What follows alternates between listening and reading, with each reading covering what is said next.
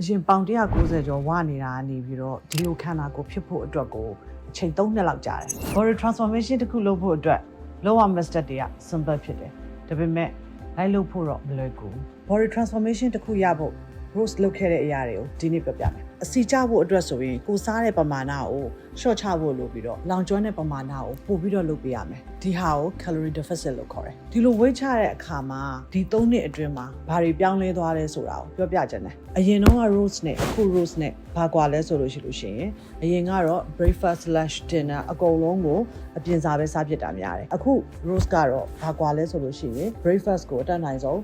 coffee jam တို့ရင်းနှီး jam တို့ပဲတောက်တာများပြီးတော့ lunch နဲ့ dinner ကိုတော့အိမ်မှာပဲချက်စားတာများတယ်ဒီလိုလို့တော့စားတဲ့ calories ပမာဏတိတိတတ်တာရောကျနေတာကိုမြင်ရတယ်အရင်တော့ဆိုလို့ရှိရင်အထိုင်များတယ်လမ်းတွေပါတယ်မလျှောက်ဖြစ်ဘူးကိုယ်လည်းလှုပ်ရှားမှုကအရန်နေတယ်ဒါပေမဲ့ဒီအခု Rose ကတော့တနေ့ကိုခြေလမ်း1000လောက်တော့ပုံမှန်လျှောက်ဖြစ်တယ်ကိုယ်လည်းလှုပ်ရှားမှုတွေလည်းရင်ရထပ်ပို့ပြီးတော့ရှိလာတယ်ဒီလိုကိုယ်လည်းလှုပ်ရှားမှုရှိလာတော့ဒီနေ့တာလောင်ကျွမ်းတဲ့ calorie ပမာဏကတိတိတတ်တာများလာတယ်အရင်တော့ကအပြင်မှာစားတဲ့အခါမှာ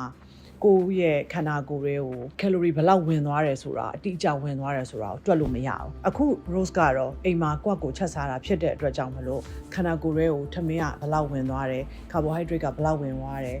protein ကဘယ်လောက်ဝင်သွားတယ်ဆိုတဲ့ဟာကို calorie ထွက်ပြီးတော့စားတဲ့အတွက်ကြောင့်မလို့ကိုယ့်ရဲ့ body တွေကို calorie ဘယ်လောက်ဝင်သွားလဲဆိုတာကိုတိတိကျကျတွက်နိုင်တယ်နောက်ဆုံးတစ်ခုလုပ်တာကဘာလဲဆိုတော့အဆက်သစ်ဆေးကနေမှာကျွမ်းကျင်တဲ့ဆရာဝန်တွေစီမှာအစီဖြော်ဆေးထိုးတယ်။ဘာကြောင့်ထိုးတာလဲဆိုတော့လေ့ကျင့်ငယ်တဲ့လုပ်နေရတဲ့အစီဖြော်ဆေးထိုးတာမျိုးတော့မဟုတ်ဘူး။အိမ်မှာမိသားစုကိုကအချိန်ပေးရတဲ့အခါမျိုးတွေမှာကိုယ့်ရဲ့သားသမီးတွေကိုအမြဲတမ်းအချိန်ပေးနေရတဲ့အခါမျိုးတွေတခါရံပန်ရံခါတော့ဒီ3နှစ်အတွင်းမှာတော့ရှိတယ်။အဲ့လိုအချိန်မျိုးတွေမှာ weight ကိုလည်းအများကြီးလည်းတက်မသွားခြင်းဘူး။ခုလက်ရှိ weight ကိုလည်းထိန်းထားခြင်းနဲ့ပြတ်ထပ်ပြီးတော့လည်းကြကျင်တာဖြစ်တဲ့အတွက်ကြောင့်မို့လို့အဆက်သစ်ဆေးကမ်းမှာကျွမ်းကျင်တဲ့ဆရာဝန်တွေစီမှာတော့အစီဖြော်ဆေးတွေတော့ထိုးဖြစ်တယ်။ Rose body transformation နဲ့ပတ်သက်ပြီးတော့မေးချင်တာရှိရဆိုလို့ရှိရင် comment ထဲမှာရေးပေးခဲ့လို့ရပါတယ်။ page လေးကိုလည်း like and follow လုပ်ဖို့မမေ့နဲ့နော်။